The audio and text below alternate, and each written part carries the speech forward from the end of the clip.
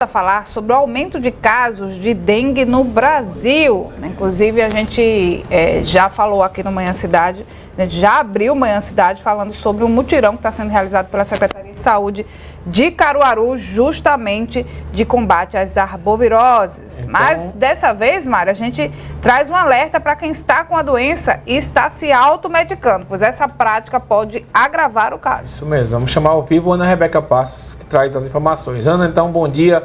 Dengue é uma doença séria, o tratamento contra o vírus precisa ser acompanhado por um médico, né?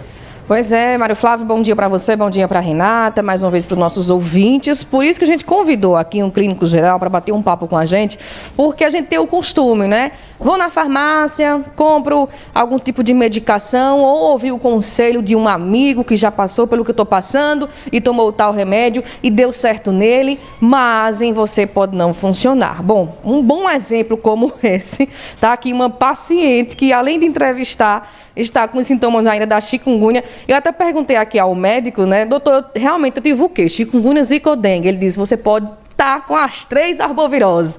Isso, maravilha, né? Mas aí eu acabei tomando alguns remédios que agravaram os meus sintomas. Por isso, a importância da gente debater essa pauta, porque assim como eu, né, outras pessoas podem passar pela mesma situação. Antonione Assis, clínico geral aqui na cidade de Caruaru.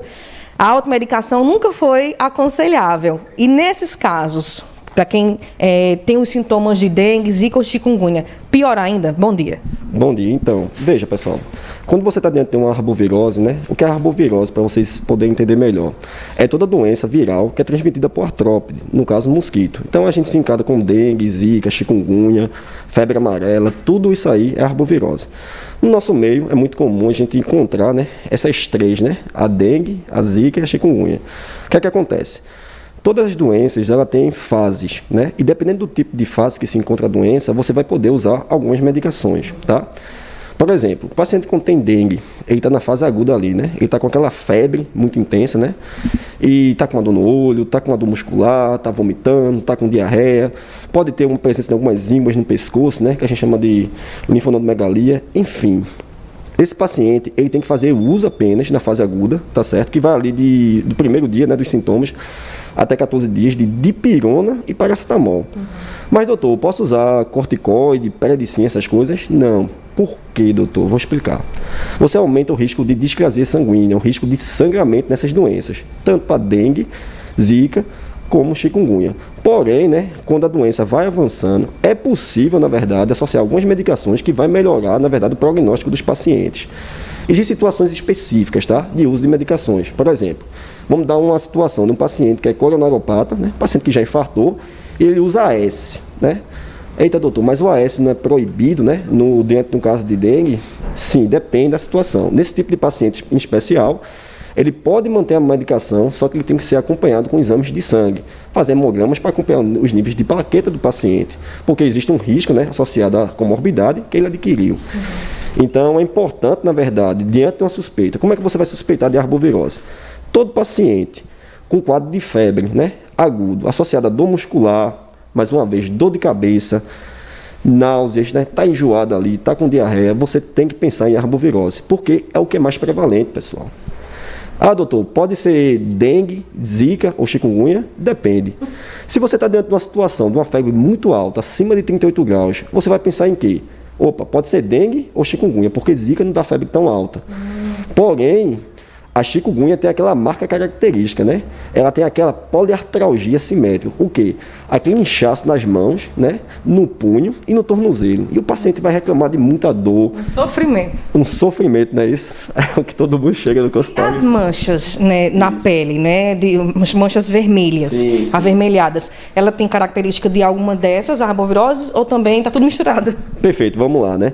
Essas manchas que a gente chama de, na prática, né? Rache maculopapular, vocês chamam de manchas avermelhadas. Nos casos de dengue, né, e nos casos de chikungunya, geralmente ocorre na dengue, na defervescência. O paciente está acabando a febre ali e aí abre esse quadro dessas manchas. Essas manchas, nos casos de dengue e chikungunya, elas não são tão pruriginosas, elas não coçam tanto. Porém, no caso de Zika vírus, né, você tem um rache pruriginoso, né, que você coça bastante. Então, as manchas, o paciente vai ficar todo avermelhado, né, e ele vai ficar reclamando daquela coceira intensa. Então isso é bem característico, tá certo? Nessa arbovirose.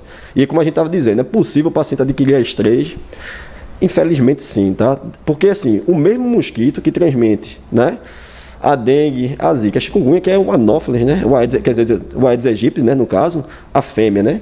Então, é possível que se adquira, tá certo? Então, todo cuidado é pouco, né, doutor? Então, tem que ter um acompanhamento médico realmente em todas essas situações. Nada de ficar em casa tomando remédio sozinho. Perfeito, né? O que a gente aconselha no início, né? Se você está na dúvida, está com dificuldade de acessar um médico, você pode iniciar, por exemplo, um analgésico comum, tá? Como o dipirona ou paracetamol. Doutor, dê exemplo de medicações que a gente não pode fazer, né? Porque o senhor falou em anti-inflamatório não esteroide, todo mundo sabe o que é isso. Tudo bem, eu vou falar. Nimesulida, diclofenaco, cetocolato, vamos falar mais aquele toracesic, né? Que o paciente faz. Tudo que é anti-inflamatório, né? Esse anti-inflamatório aumenta o risco de sangramento, principalmente corticoide, que a gente usa no tratamento da chikungunya, só que a gente não pode utilizar durante a fase aguda da doença, que é aquela fase que vai do primeiro até o 14º dia. Inclusive, né, quando o paciente vai para uma fase que a gente chama de subaguda dessa doença, né, que é o que está mais acontecendo, mais prevalente no momento, a gente pode iniciar essa medicação com acompanhamento. Existem casos dessa automedicação, né, de tomar algum tipo de remédio que possa levar à morte do paciente? Então, como você vai iniciar a medicação sem assessoramento médico, você pode aumentar o risco de displasia sanguínea, né? Que é sangramentos, né? Isso pode piorar o quadro do paciente e dar algumas formas atípicas da doença. Por exemplo, na chikungunya, um paciente, não é normal o paciente ter um quadro neurológico, né? De síndrome de Guillain-Barré, alguma meningoencefalite, alguma coisa. Mas ele pode abrir um quadro neurológico, alguma alteração visual, alterações renais, porque iniciou essas medicações. Então é por isso que a gente fala, ó, se está usando AS por conta própria ou anti-inflamatório não esteroidal, no caso, e também corticoide, é muito arriscado, tá? Existe esse risco. É por isso que é importante, né, procurar ajuda, que vai ser bem assim, né? A gente vai caracterizar o quadro da doença e vai fazer as medicações da maneira mais adequada. De acordo com a situação do paciente, né? Se ele tiver ainda uma comorbidade, alguma coisa, pode piorar, né, doutor? Renata, Mário, Flávio, não sei se vocês têm alguma pergunta, mas, por exemplo, eu fiz o uso, né, do dipirona e aí eu não estava preparada para receber a quantidade de medicamento e estourou a minha boca todinha. Ou seja, já foi um agravante porque me impediu de até me alimentar. Ou seja, tudo errado, né? Não, o dipirona que você utilizou pensando na chikungunya pode até ser feito, tá certo? Inclusive na chikungunya, na fase aguda, nós podemos até fazer medicações opioides, né, de acordo com a dor do paciente. Então a gente pode progredir as medicações analgésicas para facilitar, aliviar a dor.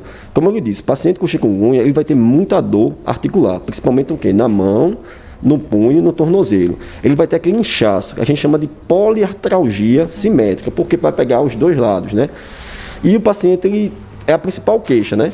Tanto que o paciente, quando está saindo daquela fase de febre, né, aquela fase mais inicial da doença, ele fica com essa queixa, né, e aí nós devemos manejar de acordo com a fase clínica. E aí, só Deus, viu, para abençoar e aguentar tanto sofrimento. Ana, é muito sério, né? Muito sério, porque pode evoluir para algo mais grave, então não dá para ficar se automedicando, principalmente quando não se sabe o que tem, né? Então, quando a gente está ouvindo que os casos estão aumentando, você está com aqueles sintomas que podem indicar que pode ser uma arbovirose, então procura um especialista, vai no posto de saúde aí perto da sua casa para ser medicado da melhor forma, para não ter uma complicação, uma coisa que você passaria tranquilamente, termina se agravando. Então tem que ter muito cuidado. É verdade. Não se medicar, né? Se automedicar. Só para finalizar, Renata, uma pergunta rapidinho aqui. A febre é um bom sintoma para você ficar observando essa situação? Então, geralmente a febre nos quadros de arbovirose, ela dura no máximo 7 dias, né?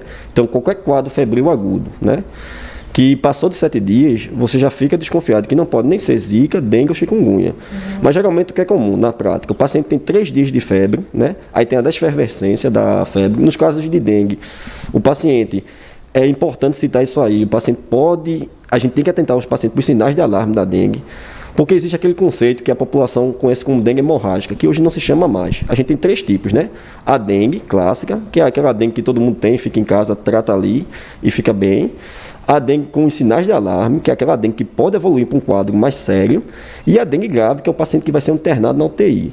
Doutor, e que danado é esse sinal de alarme? O sinal de alarme é porque a dengue é uma doença, na verdade, vascular. O paciente vai perder líquido, tá certo? Então ele pode ter o quê? Tontura, ele pode ter vômitos, ele pode ficar com a barriga um pouco mais inchada.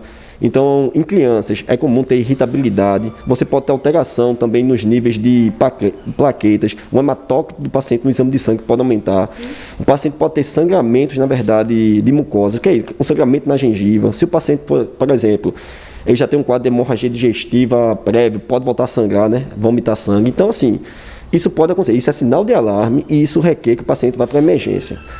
Mas, doutor, e o tratamento de dengue? É o quê? Controle da dor sintomático e hidratação. Se você está com uma suspeita de dengue, beba bastante líquido, tá certo? Pode colocar líquido para dentro, como o pessoal diz.